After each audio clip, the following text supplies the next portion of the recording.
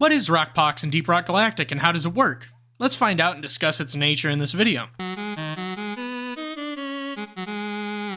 Rockpox has been the main antagonist for the Deep Rock Galactic Mining Corporation for quite a while now.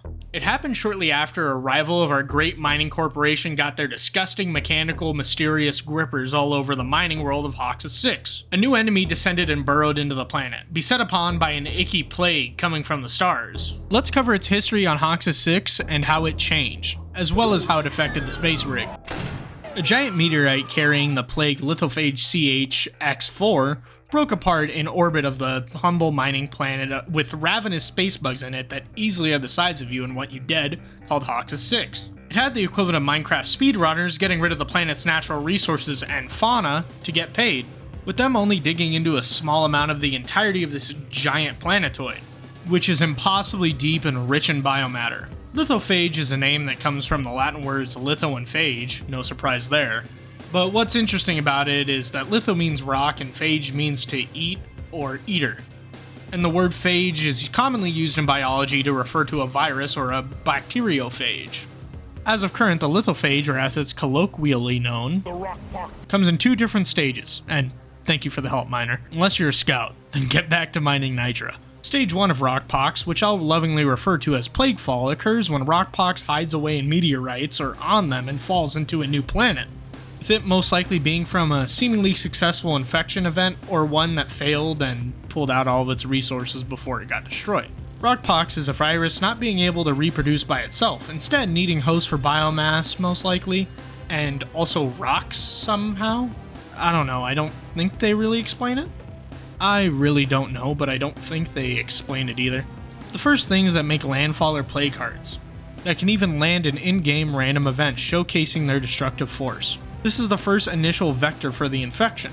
The easiest thing to do, therefore, would be to snatch these plague hearts up and throw them in an incinerator.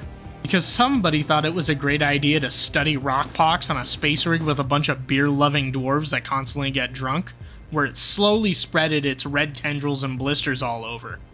These blisters seem to be part of the Rockpox's power, or at least I think so, because once they are cleaned away or popped, all of the color in the parasite drains away and the parasite itself dies. This virus not only spreads to the rocks, but also the bad buggies. In the Plaguefall of Hoxus, the minor glyphid grunts, major glyphopraetorians, and carnivorous larvae were the first to be affected.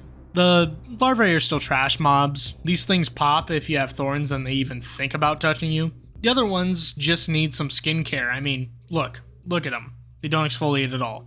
They have dead skin displaying signs of necrosis. That is a waste of ammo to shoot. Instead, shoot at the pimples that need to be popped. If these blisters do pop, then the host dies. Showcasing that the Rockpox must play Zato 1 in Guilty Gear because it puppets its hosts. But once a plague heart starts growing, it grows into a contagion spike. Surprisingly, it's taken out in a very similar way, but instead of shooting the blisters around it, you instead clean them, with it calling out to other infected bugs if it gets hurt. If all of the sores go away, then it dies. And if containment is done well, that should be all the issues you run into. But if you fail to contain it, it spreads, and you go on to Stage 2. Stage 2 of the Rockpox infection is called,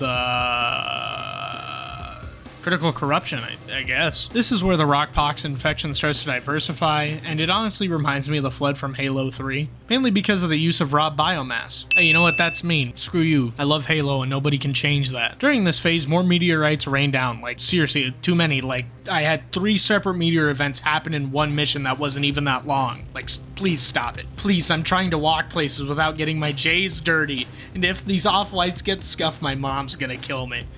New infected variants come out for the Spitter, Exploder, Goo Bombers, and Neophyte Breeders. They change their appearances and have some differences in gameplay. Exploders now glow purple and are tanky.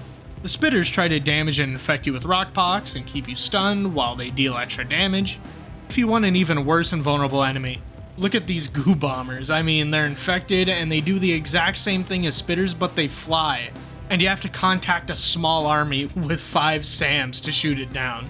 And you can only bring 4 in this game. And lastly is the Neophyte Breeder, which is tankier and now spawns Rockpox larvae instead of brains from beyond or whatever those things are.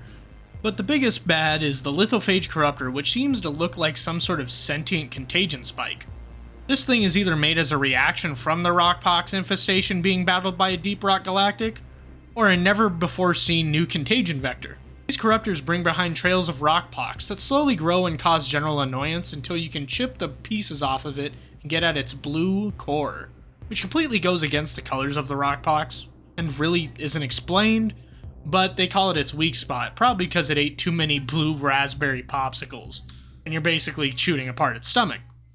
The color change seems to be giving the lithophage corruptor some sort of sense of self-preservation, because when you shoot it in its dense biomass made out of Rockpox, it either runs away or fights back. My best guess is this is how Rockpox actually takes over an entire planet, with it spreading corruption that can be spread more if it isn't cleaned and killed.